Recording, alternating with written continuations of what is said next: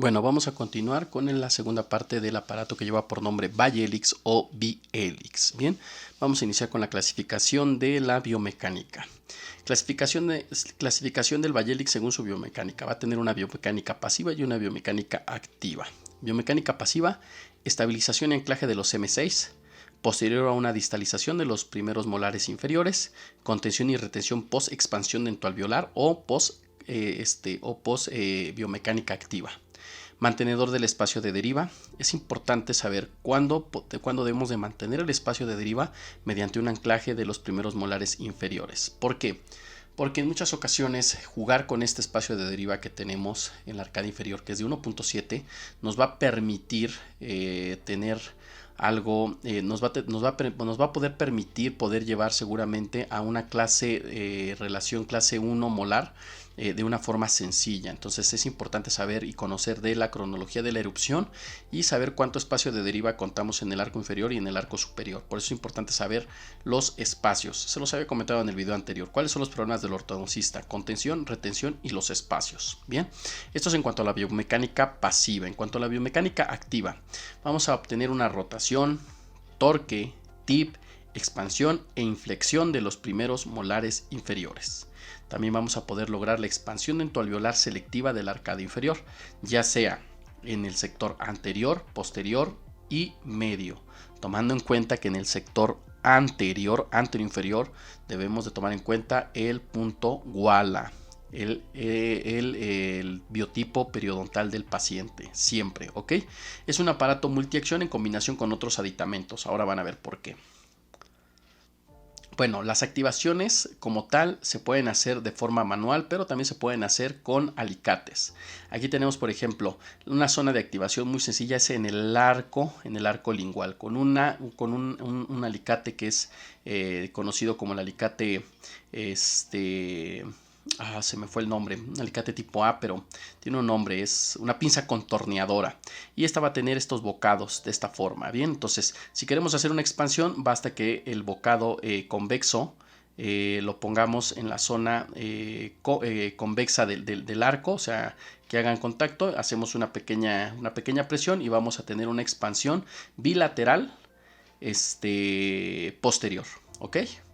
Ahora, ¿para qué nos serviría hacer una expansión dentoalveolar o en ocasiones hacer la corrección de un torque bastante negativo de los primeros molares inferiores, que es muy común en los primeros molares inferiores? O sea, ¿para qué nos sirve? Para hacer la corrección seguramente en muchas ocasiones de mordidas telescópicas, ¿bien? Y también para, lógicamente, corregir en muchas ocasiones y darle mayor estabilidad en una oclusión que sea cúspide fosa, ¿bien? Ahora, con la misma pinza, si queremos nosotros hacer una inflexión posterior, pues bueno, ponemos la zona convexa, la ponemos en la zona cóncava de lo que es el arco lingual y entonces hacemos una ligera presión y vamos a tener una inflexión de los segmentos posteriores. Esto lógicamente, ya sea expansión posterior o ya sea inflexión posterior, va a tener una consecuencia también en los brazos extensores. Por eso es importante conocer que en estos brazos extensores nosotros podemos hacer biomecánicas compensatorias, ya sea para abrirlos fuera de la línea media, supongamos que esta es la línea media, la estoy marcando aquí, o sea, línea media, podemos hacer la expansión de la línea media o la inflexión o simplemente alejarlos de las caras linguales para evitar en ocasiones hacer expansiones innecesarias. O sea, los puntos de activación pueden ser en esta zona, que es en la zona de unión entre la banda y el brazo, o un poco más adelante, no importa. O sea, el punto es no hacer una fatiga del alambre y llegar a fracturarlo, ¿verdad? O sea, llegar a su límite elástico. Ahora, ¿qué otras biomecánicas podemos lograr con un Bay-Helix? Bueno, el control de la rotación de los molares para hacer correcciones de mesiorotaciones o distorrotaciones. ¿Qué otras situaciones qué otros puntos de activación tenemos? Pues bueno, debemos de saber que los Helix tienen dos funciones. Una, incrementar la cantidad de alambre, por lo tal disminuir la cantidad de fuerza que se ejerce con las biomecánicas. A mayor cantidad de alambre, menor fuerza. Bien, y la otra es hacerlo más flexible, tener un mayor rango de trabajo, pero también son puntos de activación. Por ejemplo, en este caso, si nosotros queremos manejar una biomecánica en sentido vertical para poder ubicar estos brazos extensores, bien, o este brazo o lo que es el arco propiamente, alejarlo del piso de la boca, pues bueno, las activaciones pueden ser en esta zona, porque esta zona en este tipo de terminación, que es esta, bueno, podemos nosotros jugar con la dimensión vertical tanto del brazo extensor como del arco lingual, y esto en ocasiones es importante conocerlo porque puede estar generando isquemia, alguna presión por contacto, y eso es importante que lo tomemos en cuenta. Bien, ahora otra situación importante a saber es que en la zona, si es que nosotros vamos a hacer los brazos extensores hasta nivel de caninos para lograr una expansión dentoalveolar en el sector anterior, siempre y cuando estos dientes estén retroinclinados y el punto guala y el estado periodontal o el biotipo periodontal del paciente nos los permita, bueno, se puede hacer, pero sí debemos de tener en cuenta lo que les acabo de mencionar.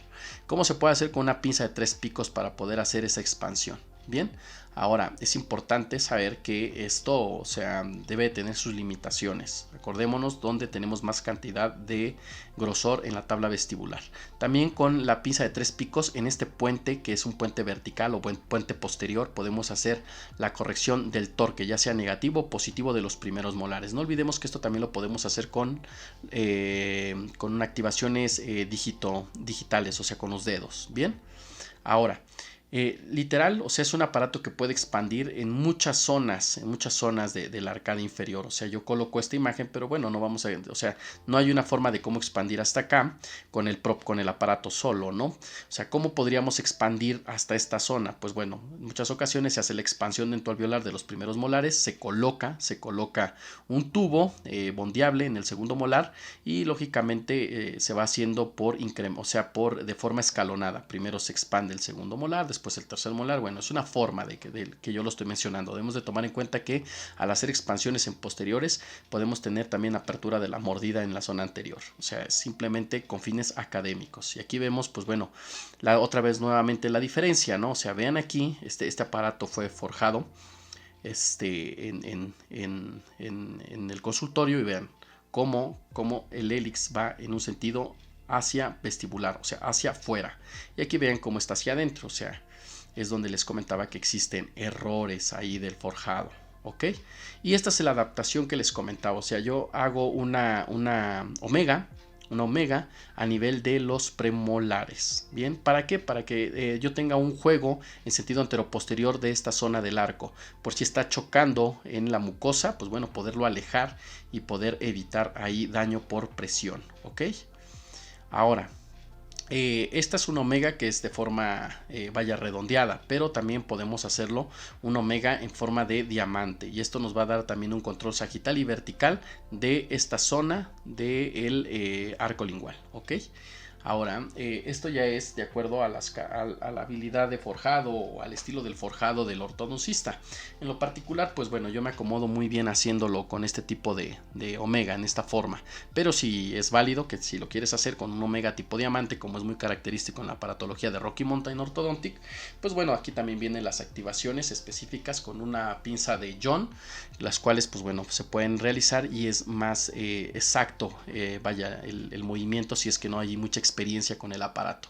Bien, ahora yo como activo las omegas que son de forma circular, pues bueno, primero debemos de conocer la pinza de John. Esta es una pinza de John, la cual va a tener 3 escalones de los bocados, la cual va a ser primero más angosta o más pequeña, después una intermedia, después la más grande, y después vamos a tener unos bocados que son cuadrados con unas ranuras. Estas son las ranuras, las pueden identificar. Tiene ranuras en posterior y tiene ranuras en anterior. Bien, los 3 bocados o los 3 niveles de bocados en la zona de la pinza, principalmente son los que ocupamos para hacer los hélix, para hacer las omegas, para hacer las ansas. Bien, por ejemplo, este omega que se estaría traduciendo a este omega, bueno, ¿con qué tamaño lo hacemos? Normalmente lo hacemos con el bocado intermedio, o sea, con este. ¿Ok? Entonces se conforma, se dejan los brazos en la misma vertical, y pues bueno, funciona de forma correcta. Ahora, si nosotros queremos hacer una contracción de esta omega porque obviamente queremos alejar este arco lingual, pues bueno, ¿cómo lo podemos hacer? Tenemos dos opciones: meter el bocado más pequeño y hacer una inflexión. Entonces esto nos va a reducir el tamaño de la omega. Por consiguiente, los brazos se nos van a levantar o se nos van a ir hacia arriba, y podemos hacer la compensación también metiendo la pinza aquí con el bocado cuadrado y llevándolos hacia abajo. Son las formas de cómo compensarlo una vez que se hace una contracción de la omega o se cierra la omega. Si queremos abrirla, pues bueno, simplemente lo que podemos hacer es meter el bocado cuadrado del mismo tamaño que es con el que se conformó, que es el intermedio. Se hace un pinzazo y entonces se va a abrir la omega. En la consecuencia, los brazos se van a ir hacia abajo, o sea, hacia piso de boca. ¿Qué tendríamos que hacerlos para que no se incrustaran en la mucosa? Hacer el doblez de compensación para llevarlos nuevamente a esta posición, ¿vale? Que es en un solo plano. Bien, ahora hay otras formas de cómo poderlo hacer. ¿Cómo podemos también hacerlo? Pues bueno, debemos de tomar en cuenta estas dos ranuras. Nosotros conformamos nuestro omega con el bocado mediano, con esta terminación mediana, con esta medida que es la intermedia. ¿Cómo podemos también cerrar las omegas? Bueno, metemos esta omega y lo hacemos que este bocado y este bocado coincidan con las ranuras que tiene la pinza en la parte más posterior. Hacemos un pequeño cierre, y lo que va a pasar, pues lógicamente lo acabo de decir, va a cerrarse la omega. Igual, la consecuencia va a ser que se van a subir los brazos y tenemos que hacer el doblez de compensación para nuevamente bajarlos y dejarlos en esta forma. También para poderla abrir, ahí sí no hay otra opción, o sea, tenemos que meter el mismo bocado, en este caso fue el intermedio, el mismo bocado, pero ahora con el bocado cuadrado adentro y el bocado redondo afuera, de tal manera que entonces cuando pincemos se abra la omega y estos brazos van a ir hacia abajo, hacia piso de boca. Aquí van a ir hacia la parte oclusal y aquí van a ir hacia piso de boca. Hacemos los dobleces de compensación para dejarlos en esta zona nuevamente. ¿Para qué nos va a servir esto? Pues bueno, nos va a servir para alejar de los cíngulos o alejar de la mucosa a el arco lingual. O sea, esta apertura o esta apertura de esta omega nos va a servir ya sea para acercar este arco lingual a los cíngulos o a la mucosa, o alejarlo. Para eso nos sirve, ¿ok? Entonces es importante saber que esa omega para eso está concebida, para eso fue diseñada, ¿ok? Bien, y es la adaptación que yo hago. ¿Por qué? Porque es más fácil si yo estoy teniendo algún traumatismo por la presión del arco, porque a lo mejor, bueno, no lo forjé bien, o porque ha habido una modificación, o porque el paciente literalmente, o sea, lo siente molesto. Pues bueno, tengo yo que tener opciones para poder hacer modificación y poder hacer la adaptabilidad del arco a la cavidad bucal o a la arcada inferior. Entonces tengo que conocer finalmente cómo están, o sea, cómo funcionan las activaciones de cada estructura que conforma el Bayélix, para poderlo activar y desactivar y dejarlo en biomecánica pasiva, activa, o que pues finalmente va a sonar muy tonto lo que les voy a decir, pero que literalmente el aparato obedezca a los dobleces que nosotros estamos realizando, ¿verdad? La biomecánica que estamos realizando. Ese se llama control, ¿ok? Ahora, para tomar en cuenta, bien, el promedio, en promedio el arco aumenta de 2 a 3 milímetros según estudios de Burch si se hacen expansiones a edades tempranas. Bien, ahora, ¿qué es más ideal? Que las expansiones se hagan en el intercambio o en la exfoliación entre la dentición temporal y permanente, pero respetando también la maduración del estadio de Nola. ¿Por qué es más eficiente? Porque vamos a tener en favor el desarrollo y crecimiento propio de la edad del paciente. O sea, si nosotros hacemos la expansión dentoalveolar, recordemos que también, obviamente, por matriz funcional, va ese estímulo de expansión va a llegar al hueso basal, y seguramente también va a haber una consecuencia, la cual pues ojalá que sea la expansión y que se favorezca, no la expansión tan solo dentoalveolar, sino también a nivel basal. Eso le va a dar mayor estabilidad a nuestro tratamiento. Ahora, estas expansiones no deben de obedecer a más de 5 milímetros de apiñamiento. Tú tienes más de 5 milímetros de apiñamiento, no lo vas a resolver solamente con expansión. Seguramente vas a necesitar proinclinación, protrusión, extripping, verticalización de algunas piezas. O sea, ya se va haciendo una sumatoria, bien, para poder resolver el problema. Y la protrusión y la proinclinación obedecen a tres situaciones importantes: la relación de los incisivos centrales inferiores con sus bases óseas, ya sea IMPA o ya sean los ángulos que maneja Ricketts, que es con el plano A. La otra forma de cómo medir, ver hasta dónde es viable la proinclinación y la protrusión de los incisivos centrales inferiores, es también tomando en cuenta la calidad del biotipo periodontal del paciente, de esa zona, y tomar en cuenta también el biotipo étnico del paciente, ¿ok? Entonces eso es importante, o sea, respetar el punto Wala, ¿bien? Ahora, coadyuvante en el desarrollo de algunas biomecánicas. Bueno, ya vimos pasiva, ya vimos activa, pero también nos puede ayudar como un anclaje. ¿Cómo es como un anclaje? Recuerden cuando vimos el tema de arco lingual. Bueno, este no es un arco lingual, pero lleva partes del arco lingual. ¿Cuál es la parte que lleva del arco lingual? Bueno, pues es esta que está aquí abajo. Para ser más específico, la que lleva las omegas es esto es un arco lingual. Se hacen las hélix y se le da la continuidad con los brazos extensores. Pero, entonces, en teoría, pues bueno, si esto lleva una parte del arco lingual y está sujeto a los primeros a las bandas de los primeros molares, pues bueno, nos va a servir como un anclaje para romper la tercera ley de Newton: a toda acción una reacción. ¿Cuál sería aquí la ley de Newton cuál es la biomecánica que se estaría realizando? Esto sirve como anclaje, evita el tipeo, pero también obviamente nos sirve para hacer la intrusión de los incisivos centrales mediante un arco de intrusión, un arco utilitario de intrusión del Dr. Ricketts. Bien, o sea, también nos sirve. Es un anclaje finalmente. Ahora, también nos sirve como coadyuvante en un anclaje anteroposterior para utilizarlo. Yo sé que aquí ustedes ven lógicamente un arco lingual, es un dipodonto de la Rocky Mountain Orthodontic. Recordemos que la Rocky no tiene este aparato dentro de su aparatología intercambiable en el sistema 3D de Wilson. Sin embargo, la Rocky maneja un aparato que lleva por nombre Quadaction, que lo vamos a ver también en el desarrollo de los siguientes videos.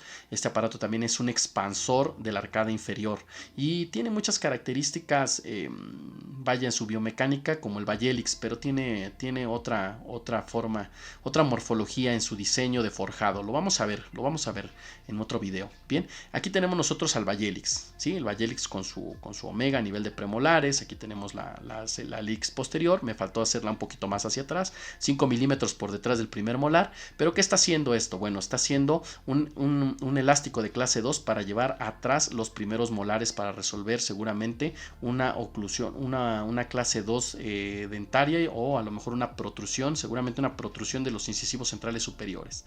Entonces nos sirve como anclaje para un elástico de clase 2 y disminuir los efectos en la arcada inferior. Bien, a toda acción una reacción. Aquí se está rompiendo también la tercera ley de Newton. ¿Ok?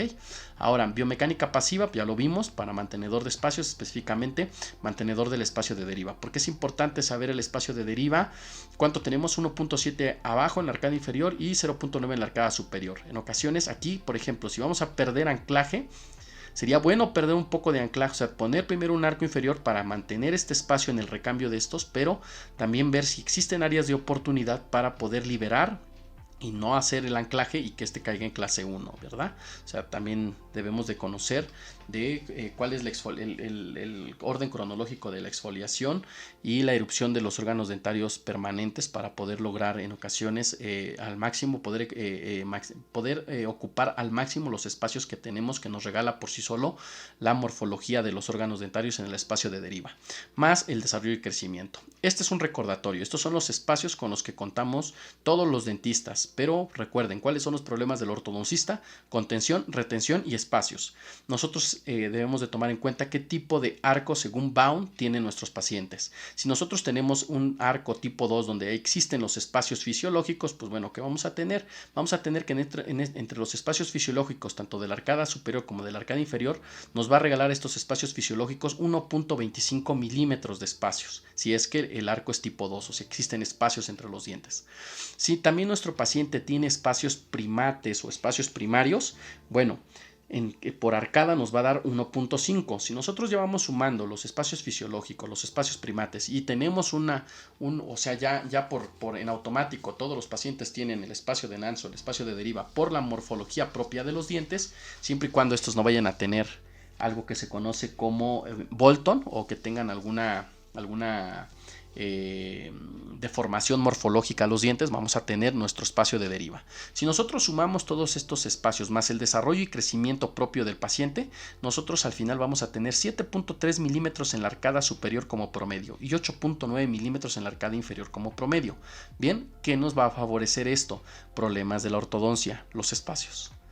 Si nosotros sabemos ocupar bien estos espacios, pues lógicamente vamos a poder mejorar mucho las relaciones interoclusales entre ambas arcadas. Pero si nosotros no tenemos ni espacios fisiológicos ni espacios primates, solamente tenemos nuestros espacios fisiológicos, o ya perdimos hasta espacios fisiológicos por caries o por pérdida prematura de órganos dentarios deciduos, pues bueno, tenemos que estar en lo entendido que nosotros debemos de recuperar o debemos de tener en promedio 7.3 milímetros en la arcada superior y 8.9 milímetros en la arcada inferior, para que la dentición permanente esté entrando en una excelente interdigitación. Si nosotros ya perdimos estos espacios o propiamente los pacientes no tienen estos espacios fisiológicos y primates y ya perdimos espacio de deriva, seguramente nos vamos a estar enfrentando un problema de espacios y de apiñamiento. Entonces debemos de ir preparando nuestro terreno en una ortodoncia interceptiva y correctiva para poder llegar a objetivos en una ortodoncia ya camuflajeada o una ortodoncia propia ya del paciente, o empezar a planear cómo obtener espacios mediante expansores, mediante cambio ortopédico. Entonces eso es importantísimo tomarlo en cuenta. Esto no lo debemos de saber de memoria, es importante saberlo. ¿Ok? Ahora, indicaciones del Bayelix. Se usa preferentemente en dentición mixta o permanente, pero no está contraindicado en dentición temporal, lo aclaro. Corrección de las rotaciones de los primeros molares inferiores, expansión dentoalveolar selectiva, protrusión de los incisivos centrales inferiores, o sea, si yo tengo una protrusión de los incisivos centrales superiores, yo pongo un Bayelix, es probable que esté diseñando una biomecánica con extracciones de premolares para corregir esa protrusión. Me sirve como anclaje. Pero debo de tomar en cuenta que los brazos extensores o cualquier estructura del Bayelix no debe de estar chocando con esos incisivos centrales inferiores para que se logre la retrusión. Entonces, si yo tengo una protrusión y yo no quiero seguir con esa protrusión, yo pongo un anclaje, porque en el momento en que yo pierda espacios o esté haciendo mi recambio entre mis órganos dentarios temporales por los permanentes, es muy probable que si no controlo bien mi anclaje en el espacio de deriva, todavía se me protruyan más o pierde espacios y al rato recuperarlos va a ser un problema. Apiñamiento menor o igual a 5 milímetros. Hay un artículo que seguramente más adelante vamos a revisar. Este artículo nos especifica muy bien, o sea, apiñamientos de entre 1 a 5 milímetros es probable que no requieran extracciones, que requieran alguna otra biomecánica para obtener espacios. Pacientes con un apiñamiento entre 5 y 10 milímetros es probable que requieran, es probable, más no es seguro que requieran extracciones, pero también, como es probable que se resuelva mediante expansión dentoalveolar, mediante stripping, mediante protrusión y proinclinación de los incisivos centrales inferiores. Pero un apiñamiento igual a 10 o mayor de 10 es muy probable que ese paciente necesite extracciones dentarias. O sea, eso es así como brevario cultural ortodóntico. Ahora, otra indicación, mantenedor de espacios de deriva. Su efecto es únicamente dental. Esto va a depender de la edad. Si se ponen los expansores a edades tempranas o en el recambio por la dentición temporal a permanente, podemos hacer una estimulación también en el hueso basal y lógicamente esto nos va a surgir como un efecto ortopédico. Bien, pero hay que saber cuándo colocarlo, cuál es el mejor momento de colocar un expansor para que el resultado sea permanente con el tiempo, o sea que no tengamos una recidiva de colapso. Retenedor y contención postbiomecánica activa, o sea, ya hice yo mi expansión, probablemente, entonces, ¿qué le pongo para obviamente soportar la recidiva? Pues dejo el mismo aparato. Por eso se los comento. ¿Cuáles son los problemas del ortodoncista? Contención y retención. Y los espacios. O sea, tú logras tu biomecánica, pero no la contienes o sí, ese es el término, no haces un aparato de contención, vas a tener recidivas, ¿ok? Ahora, es auxiliar en las diferentes fases del tratamiento de ortodoncia, claro, porque pues bueno, nos puede servir también para hacer el control en la alineación y la nivelación en una primera fase, pese a que el paciente no tenga problemas de colapso. O sea, siempre es importante tener el control del anclaje en todo momento, tener el control del torque en todo momento. Bien, son buenos aparatos para poder hacer ortodoncia segura. Bien, contraindicaciones. Retraer los incisivos. Bueno, esto es muy subjetivo, ya se los dije, porque si yo requiero retraer los incisivos, necesito un anclaje en posterior para no perder anclaje, y necesito un anclaje para que soporte la retracción de esos incisivos. O sea, eso es cuando yo estoy diseñando una biomecánica mediante extracciones. Por eso lo pongo que es subjetivo dependiendo de la biomecánica. Pero en ocasiones, pues bueno, lo que yo quiero es que esos incisivos literalmente se proinclinen o se protruyan. Pues bueno, me puedo ayudar con los brazos extensores tomando en cuenta todas las arbotantes que ya les dije, o todos los puntos, las alertas rojas, ¿no? El Walla Rise o el punto Walla, el biotipo periodontal, etcétera, etcétera, ¿vale? Contraindicaciones: periodonto fino, siempre y cuando, pues lógicamente, mis expansiones vayan a ser de consideración, principalmente en la zona anterior-inferior. Y ya se los comenté aquí, cuando el Walla Rise no lo permite, cuando el grado de apiñamiento es severo y en una biomecánica activa yo quiero hacer una expansión, la verdad que sea de fantasía, en la arcadia inferior, pues bueno, voy a tener recidivas, voy a tener fenestraciones, voy a tener situaciones que no van a ser muy satisfactorias al final de mi tratamiento, ¿vale? Ahora, contraindicaciones: cuando las bases apicales no lo permiten. ¿Cómo es eso? Bueno, cuando los estadios de Nola de este primer molar no estén lo suficientemente maduros como para poder soportar este anclaje, o cuando yo quiero hacer una expansión de estos dientes cuando apenas están erupcionando, seguramente también su estadio de Nola y la formación de su raíz, por lo consiguiente, no va a estar lo suficientemente madura para recibir estas fuerzas. Ahora, ventajas: es económico, es versátil en su biomecánica y es muy fácil que el paciente se adapte a él, porque lleva la forma en herradura de la arcada inferior, ¿vale? Ahora, desventajas: puede lesionar a los tejidos blandos, como todos los aparatos va a acumular biofilm, puede alterar la fonación del paciente, debe ser forjado de forma personalizada, porque ya les dije, la única empresa que lo vende es la Rocky Mountain la única empresa que lo vende es la Dentaurum. Bien, entonces la mayoría de Bayelix es forjado individualizado en los consultorios. La rotura del aparato puede ser una desventaja si es que lo fatigamos o el paciente tiene un patrón muscular lingual muy fuerte y esté jugando con él a cada momento, o literalmente el paciente esté jugando digitalmente con él con los dedos, o manipulándolo con la ingesta de alimentos o los dedos. Es probable que se fracture. Si se fractura, a mí ya me ha pasado. Eso ya me ha pasado a mí, que literalmente el paciente lo fractura, estás en una biomecánica activa donde estás retrayendo el sector anteroinferior porque hiciste extracciones de los dientes inferiores, y cuando llega el paciente ves una movilidad tremenda en los primeros molares, porque obviamente los estás sobrecargando de la fuerza, inflamación, un desorden en tu biomecánica de tracción.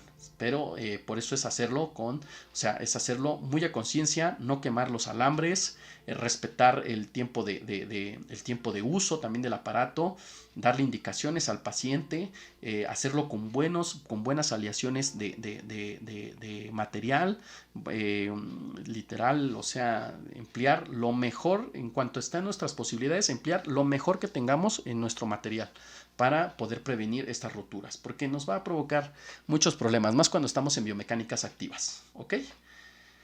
Variantes. Bueno, variantes hay un montón. O sea, hay variantes donde se contornea la forma de los arcos y nos sirve perfectamente para hacer anclaje. Bien, hay con brazos literalmente que pueden llegar hasta más allá de la línea media, o sea, al lado contrario. Por ejemplo, se me hizo bastante curioso también este aparato con las hélix anteriores, ¿no? Como se los mencioné en los videos de Quadelix, o sea, muchos de estos aparatos son conocidos como los aparatos de las hélix. Entonces, llevan diferentes nomenclaturas en cuanto a su nombre, ¿no? Pero en el estricto sentido este sería un Bayelix, lleva 2 hélix, ¿no? Sin embargo, no creo que sea muy cómodo para el paciente. Y aquí vemos, les comento, ¿no? Muchos laboratorios que, bueno, hacen este tipo de aparatos tienen estos errores, hacer las hélix al revés, véanlos. Bien, o sea, por eso es importante. Yo siempre les digo a mis alumnos que no basta ser un excelente forjador de alambre, o sea, lo más importante no es que dobles 20,000 alambres por minuto y hagas Quadelix y Bayelix, o sea, eso no importa, o sea, la habilidad se va adquiriendo con la práctica. Lo importante es saber el conocimiento científico, cuándo aplicar este aparato, cuándo no aplicarlo y cuáles son los principios biomecánicos del aparato para poder generar áreas de oportunidad en modificaciones, variables, porque se conoce la función del aparato dentro de boca. Todas las activaciones que se hacen fuera de boca se llaman mecánicas. Y todo lo que se traduce ese movimiento, esas activaciones fuera de boca, pero ya dentro de boca, se llama biomecánica. Si yo conozco la biomecánica de los aparatos, voy a poder concebir el forjado del mismo con el mejor diseño. Este que estoy señalando, este y este, o sea, no son los mejores diseños, tampoco este, o sea, viene por fuera, eso no está bien, no debiese ser. Y vean dónde está el hélix, no está 5 milímetros por detrás de la banda, está prácticamente abajo. Esto le resta también flexibilidad al aparato. ¿Ok? No es que uno se siente en un sillón de Salomón y empiece uno a criticar todas las cosas, ¿no? O sea, simplemente son observaciones, las observaciones se hacen de forma respetuosa, pero es con fines académicos para que los interesados en ver estos videos, pues bueno, tengan este conocimiento y vean esas áreas de oportunidad y no cometan esos errores. Esa es la situación. Bien, aquí vemos más variantes, ¿verdad? Yo creo que un Bayelix, yo lo concibo un Bayelix hasta la zona de caninos. Hasta ahí lo concibo. Ya en la zona anterior sí se podría poner, pero no lo acercaría ni a los cíngulos, ni lo acercaría yo tampoco a las caras linguales de los dientes, por el riesgo de perder el punto Wala. ¿Ok? Aquí hay más variantes. Este se me hace, va con un muy buen diseño este aparato, ¿verdad? Y bueno, esta es una variante que es un aparato Frosat según Meyers. También es sacado del libro de Dentaurum, de ortopedia de Dentaurum. No lleva las hélix, pero vean cómo es como un tipo aparato de Porter, pero para la arcada inferior, ¿verdad? Algunos hasta también lo llegan a conocer como el cantilever, que es cantilever lingual. Este sí está concebido para hacer una distalización. Va a decir, ¿cómo una distalización? Sí, de hecho, este principio es el que ocupa el quad action, que es propio del sistema 3D de Wilson. O sea, este es un cantilever, lo cual hace un anclaje en toda esta zona. O sea, todos estos dientes son un anclaje para poder distalizar este primer molar. Entonces, el principio es solamente conocer la biomecánica de los aparatos. También son tomados del libro de ortopedia maxilar de la doctora Ursula Wirtz de Dentaurum. De hecho, el libro se llama Atlas de Técnicas de Ortodoncia. Y la autora es Ursula Wirtz y es de Dentaurum. Estas imágenes son tomadas de este libro. Bueno, por último vamos a revisar dos artículos y un caso clínico. Bueno, uno de los artículos habla de un caso clínico. Este es uno de ellos, el artículo donde se hace el abordaje de una corrección de una mordida telescópica o mordida en tijera generalizada, conocida como síndrome de Brody. Con el uso de dos aparatos. Aquí específicamente dice con un aparato de constricción o bueno de inflexión quadhelix, pero también se hace una expansión mediante un Bayelix. Entonces vamos a revisarlo. Si gustan lo pueden descargar. Este artículo es de libre consulta, o sea, lo pueden descargar, búsquenlo por autor, búsquenlo por nombre y lo pueden ustedes buscar.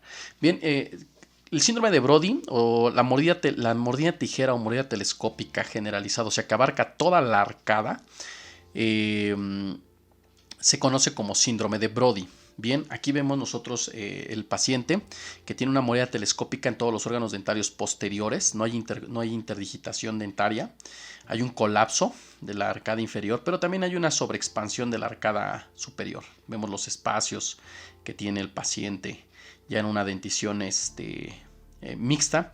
Sin embargo, pues bueno, sí se ve bastante amplio el arco superior. Ahora, está llevando a una mordida telescópica generalizada en todos los sectores posteriores, pero también vemos aquí el colapso de la arcada inferior, pero también los torques negativos tan marcados de todos los órganos dentarios posteriores, tanto permanentes como deciduos. Bien, ahora, ¿qué es lo que hace? ¿Qué es lo que pasó aquí en este tratamiento? Bueno, lo que pasa es que se diseña un quadhelix, el cual, pues bueno, se me hace bastante ingenioso, tomando en cuenta que este ortodoncista conoce perfectamente la regla de los hélix o de las loops, la cual nos dice, bueno, en este caso la activación, siempre que nosotros hacemos una activación de un loop o de un hélix, al momento que hacemos la activación, el hélix tiene que deformarse, pero en el momento que se haga o se lleva a cabo esa biomecánica, el hélix tiene que llegar a su forma original de cómo fue confeccionado o fue forjado. Entonces, en este caso, por ejemplo, van a hacer la inflexión, o sea, está diseñado de esta forma. Hacen la activación haciendo la inflexión, quiere decir que van a cerrar estos dos topes o estas dos guardas oclusales, las cuales la hicieron para levantar la mordida y facilitar el tratamiento, ¿no? Pero bueno, ¿qué es lo que hacen? En este caso van a llevarlas hacia la línea media. ¿Qué va a pasar con estos hélix? Se van a abrir, pero en el momento en que quieran, o sea, en el momento en que se haga la inflexión, estos se van a cerrar y van a llegar al punto en donde fueron concebidos, hechos desde un inicio. Entonces se va a lograr la inflexión de una forma más sencilla. Esto es conocer como tal, es conocer la biomecánica o los principios de los hélix, y se pueden hacer, y esto se puede aplicar en cualquier variante de aparatología o en cualquier variante de técnica según su biomecánica a emplearse. ¿Ok?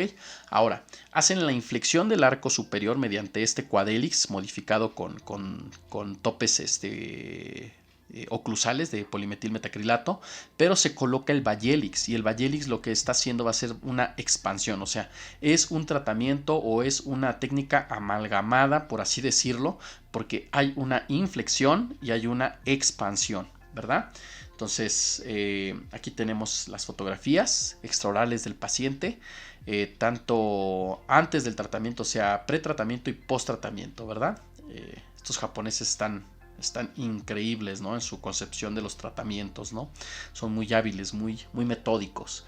Entonces aquí vemos las fotografías intraorales del tratamiento, cómo se coloca el quadhélix con férulas o con topes de levante. Y vemos aquí los resultados, ¿verdad? O sea, se hace la expansión de la arcada inferior y se hace la inflexión de la arcada superior. Se pierden espacios al hacer la inflexión, miren, se están perdiendo espacios, pero en la arcada inferior, vean, se ganan espacios. Formas de obtener espacios, expansión. Formas de perder espacios, en este caso, pues bueno, hicieron una inflexión de todo el arco, principalmente de las zonas posteriores. Y aquí vemos una fotografía de máxima intercuspidación, vemos totalmente la mordida en tijera generalizada, conocida como síndrome de Brody, y después vemos post tratamiento cómo se hizo la expansión de la arcada inferior, mejorando los torques de los órganos dentarios posteriores, y también vemos cómo se hace y se mejoran los torques de los molares superiores, y vemos cómo se inflexiona la arcada. Bien, aquí tenemos unas fotografías oclusales. Vean nada más qué bonito quedó conformada la arcada, ¿no? Y exactamente en el recambio, vean, ya están los premolares, pero se logró hacer la corrección. Por eso se dice que es un aparato también ortopédico si se emplea exactamente en el punto del recambio, haciendo obviamente énfasis en respetar los estadios de Nola de los órganos dentarios que se van a expansionar. Lo pueden buscar. Ahora, el avance en todas las disciplinas de la ortodoncia, pues bueno, es bastante, ¿no? Y lógicamente en los cirujanos maxilofaciales también han encontrado diferentes técnicas, las cuales, pues bueno, permiten que lo que antes era no alcanzable mediante una ortodoncia convencional, hoy mediante una ortodoncia asistida quirúrgicamente, y no me refiero específicamente a una cirugía ortognática, sino me refiero más a las técnicas de corticotomías, nos permite llegar a objetivos que antes eran inimaginables solamente con aparatología ortodóncica, sin la combinación de esta intervención quirúrgica. ¿Qué se descubrió? Bueno, se descubrió que los pacientes que tenían alguna situación, que eran sometidos a alguna cirugía ortognática, presentaban el RAP. ¿Qué es el RAP? Es el fenómeno de aceleración regional, o sea, llegaba mayor cantidad de células de reparación al hueso, lógicamente por las lesiones de la cirugía, y esto entonces favorecía que el movimiento ortodóncico en una etapa postquirúrgica, ortognáticamente hablando, se aceleraba. Entonces los ortodoncistas se empezaron a dar cuenta de esto y decían, oye, ya viste que los pacientes que son sometidos a cirugías ortognáticas o a cirugías ortognáticas, cuando vienen a la etapa de refinamiento ortodóncica poscirugía, el movimiento es más rápido. Entonces esto lo denominaron como un fenómeno en la aceleración del movimiento dentario, hablando por zonas o por regiones, porque en ocasiones el avance era mandibular, a veces había que hacer una corrección en el maxilar. Entonces se daban cuenta que la zona que era intervenida quirúrgicamente tenía específicamente en esa zona o en esa región mayor aceleración del movimiento. Por eso es conocido como fenómeno de aceleración regional. Bien, después, bueno, ya obviamente bajo este fenómeno, pues ya no fue como tal fenómeno, sino lo empezaron a investigar más y recibió el nombre de ortodoncia ostogénicamente acelerada. Y posteriormente, pues bueno, ya le agregaron que, o bueno, ya se dieron cuenta que pues cómo podían hacer que este movimiento o este fenómeno de aceleración se diera aún en los pacientes que no requerían cirugía. Pues bueno, se dieron cuenta que haciendo pequeñas corticotomías en el hueso dentoalveolar podían hacer este fenómeno de aceleración. Por eso es que, ya sin ser tan invasivos, lo denominaron como ortodoncia ostogénica acelerada periodontalmente.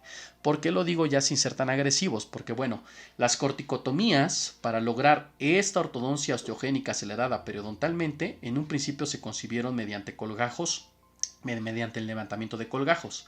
Bien, pero pues como todo va evolucionando, nuevas técnicas surgieron y ahora las incisiones son muy conservadoras y las corticotomías son también muy conservadoras, pero hacen su función. ¿Cuál es la función?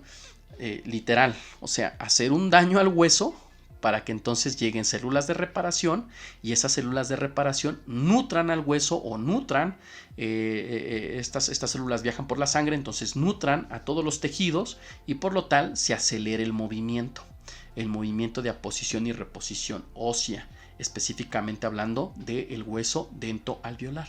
Entonces, surge como un descubrimiento en las cirugías ortognáticas, evoluciona a unas corticotomías con abordajes muy agresivos y evoluciona a corticotomías muy conservadoras.